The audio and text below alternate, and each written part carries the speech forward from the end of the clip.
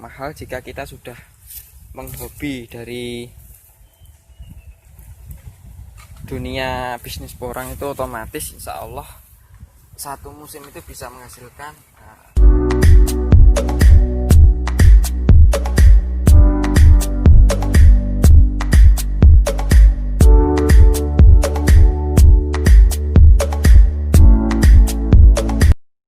ya. Baik pemirsa, assalamualaikum warahmatullahi taala wabarakatuh.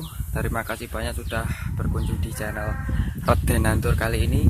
Pada kesempatan kali ini ya pemirsa, saya akan membagikan sebuah perkawinan silang. Ini menanam bibit dari sebuah perkawinan silang antara umbi mini dengan katak mini. Nah tentunya teman-teman sudah tahu ya pemirsa, ini benih yang sudah saya upload di video sebelumnya. Nah ini sebagian sudah muncul kelihatan tunasnya. Nah itu kuning-kuning itu kelihatan tunasnya pemirsa. Nah saya akan mengkolaborasikan pertumbuhan antara umbi mini dengan katak mini. Tentunya lebih giat lagi teman-teman yang belum subscribe, silahkan subscribe agar tidak ketinggalan video kami yang terbaru lagi. Tentunya kita semua saling berbagi info menarik satu sama lain. Nah dari mana saja asal dari teman-teman, sudahkah teman-teman menanam porang atau belum menanam porang ya? Silahkan simak video berikut ini. Ini seputar info menarik mengenai katak mini maupun umbi mini dan lain sebagainya. Nah jadi teman-teman pertama ya yang akan saya bahas itu mengenai gulutan. Dari gulutan kecil untuk katak mini dan umbi mini itu ukuran berapa. Tentunya dari segi penampakan, nah seperti ini pemirsa. Ini antara jarak ini dengan ini itu kurang lebih setengah meter. Nah untuk teman-teman paling tidak itu sudah mengetahui apa itu gulutan. Ya gulutannya seperti ini loh pemirsa. Tanahnya itu diunduk-unduk supaya lebih gembur lagi. Nah ini akan saya tanam di bawah naungan pohon melinjo seperti ini pemirsa. Ini pohon melinjonya. Kalau untuk di sana itu nanti insya Allah akan saya tanami pohon pisang. Selanjutnya bagaimana caranya kita itu menanam, dengan jarak berapa untuk umbi mini dengan katak mini. Jadi di video kali ini untuk ukuran dari katak mini maupun umbi mini itu seperti ini pemirsa. Semisal kita menggunakan katak mini, nah ini katak mini pemirsa, ini sudah saya semai menggunakan air. Lihat di video sebelumnya itu sudah saya semai dari awal sampai akhir seperti ini. Untuk jaraknya ini tadi sudah saya tanami katak mini. Selanjutnya di sebelahnya itu saya tanami umbi mini. Nah umbi mini itu ukurannya seperti ini ya pemirsa. Untuk tip dari teman-teman ketika mau memilih katak mini ataupun umbi mini itu rata-rata kan juga dapat banyak. Nah supaya kita lebih mengetahui lagi dapat harga banyak itu kualitas dari bibit itu bagaimana. Nah jadi ini perlu kita telaah pemirsa, karena dari 50% dari 100% saya beli saya beli umbi mini ini itu yang 50% itu bosok pemirsa. Jadi yang 40% itu masih boreng-boreng. Sebagian masih ada yang sudah bosok ataupun sudah kemasukan ular putih, lalat putih deh pemirsa. Ya seperti itulah, ular putih deh, duduk ular pemirsa, bukan ular.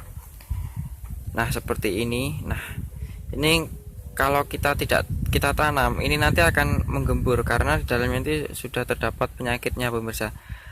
Selebihnya itu bagaimana sih ciri-cirinya katak umbi mini yang sudah dorman? Nah seperti ini, warnanya itu kuning. Jadi untuk teman-teman yang baru pemula, ini sekedar saran dari saya itu ketika mau beli bibit dari porang, semisal ini umbi mini, bagaimana caranya kita memilih itu? Otomatis kita bisa melihat kondisi tekstur dari ini. Nah kalau kita itu beli online, nah otomatis kita kan masih bingung, kita harus video callan terlebih dahulu kepada orang itu supaya kita tidak termakan oleh harga murah dengan kualitas dapatnya bibit yang cukup relatif banyak. Kalau ini pemirsa, ini sudah dorman, ini usianya sudah tua. Dari ini insya Allah musim ini satu musim, dan ini bijinya itu seperti ini dari bunga spora. Hasilnya seperti ini pemirsa, sangat efisien sekali. Jadi pilihlah bibit itu yang sudah dorman. Kita tinggal bilang saja, Mas, saya beli bibit yang sudah dorman. Nah, setelah itu kita melakukan proses penanamannya supaya sebagian tidak ada yang bosok maupun boreng dan lain sebagainya. Ini saya beli dengan patokan harga murah, dapat banyak ya. Kondisinya seperti ini pemirsa. Ini sudah saya bersihkan dari lalatnya. Ketika kita dalam memilih bibit dari kata itu, otomatis kita harus memilih yang sudah dorman. Nah, kalau yang belum dorman itu cirinya itu kalau kita rendam dengan air itu otomatis sebagian ada yang jamuran ataupun sebagian ada yang gembur-gembur. Nah, itu salah satunya bibit yang belum dorman, dan dari kondisi bibit itu termasuk penyakitan lah pemirsa. Seperti itulah kira-kira. Nah, bagi teman-teman untuk selanjutnya, langkah selanjutnya kita itu harus mempersiapkan foradan. Ini sudah saya siapkan foradan dari di musim bulan 1 sampai 2 itu otomatis insya Allah hama-hama itu banyak yang menyerang. Jadi tentunya kita harus mengantisipasinya terlebih dahulu. Kalau di daerah sini itu kebanyakan hama yang paling sering itu ya seperti uret. Selanjutnya itu semut hitam, semut kuning, kutu putih, dan lain sebagainya. Nah, oke, selanjutnya bagaimana caranya menanam itu harus kita ketahui terlebih dahulu. Nah, semisal ini katak mininya, katak mini kita tanam di sini pemirsa. Nah, selanjutnya di sebelah sininya itu umbinya. Nah, umbi mini ini. Setelah itu nanti kita sudah selesai, maka otomatis kita taburkan foradan supaya tidak terjadi.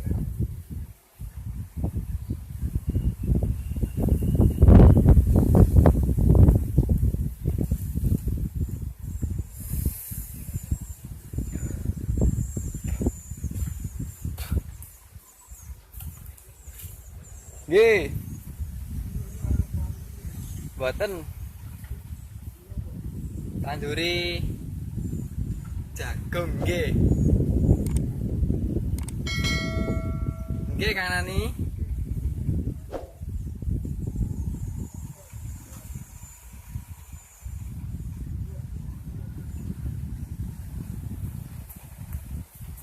Nah, oke pemirsa, selanjutnya otomatis kita sudah membuat bendengan ataupun gulutan.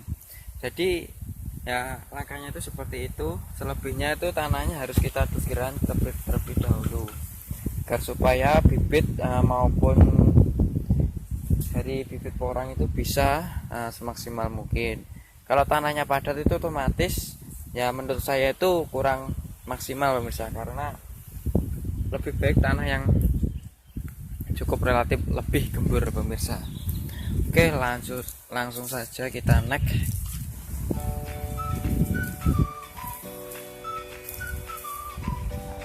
Sebelah sini itu katak mininya. Udah seperti ini pemirsa. Ini sudah saya tanam. Nah, untuk jaraknya itu kurang lebih ya 30 mm pemirsa. Ya seperti ukuran garisan lah.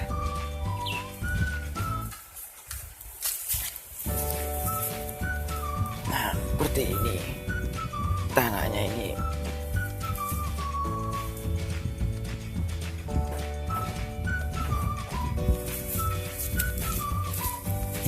Nah, sini umbi mininya.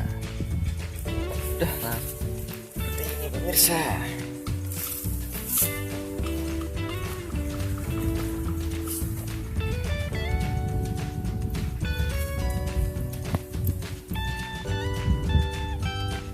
Nah, kalau untuk penanaman dari katak mini itu otomatis ini sudah kelihatan insya Allah bakalan tumbuh, tergantung bagaimana caranya kita itu merawatnya.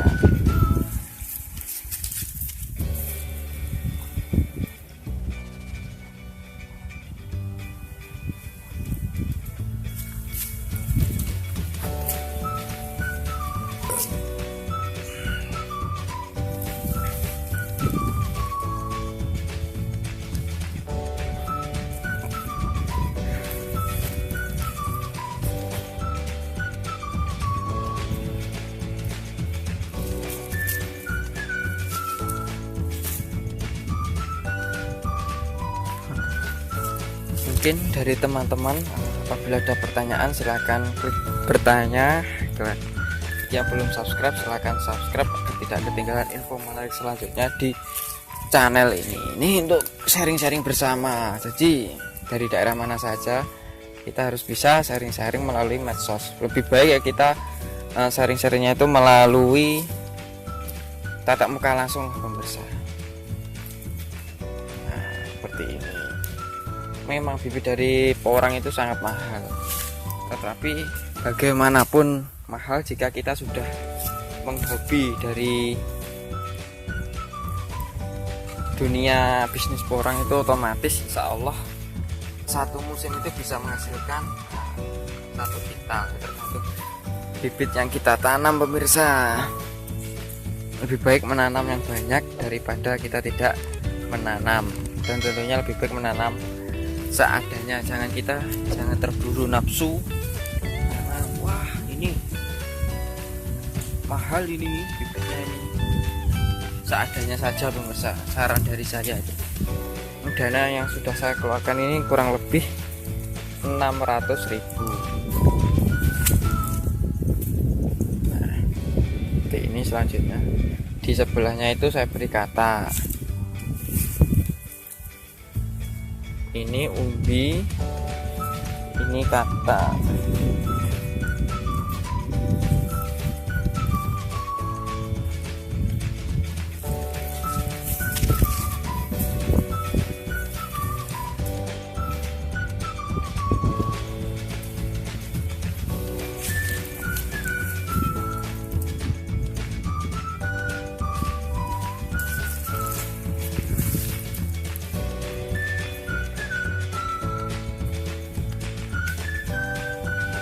Tanahnya sangat subur pemirsa kalau yang ini.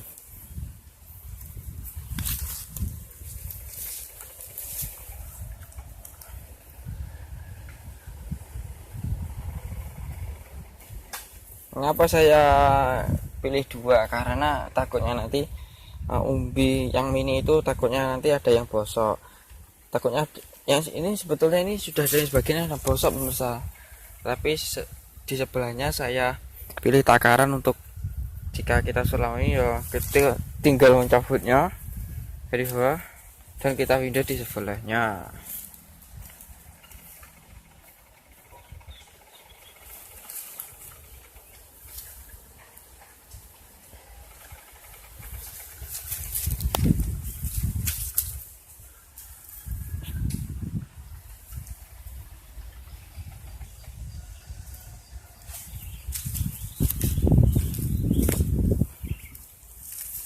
Kalau tanahnya subur bisa juga kita memilih umbi yang cukup besar.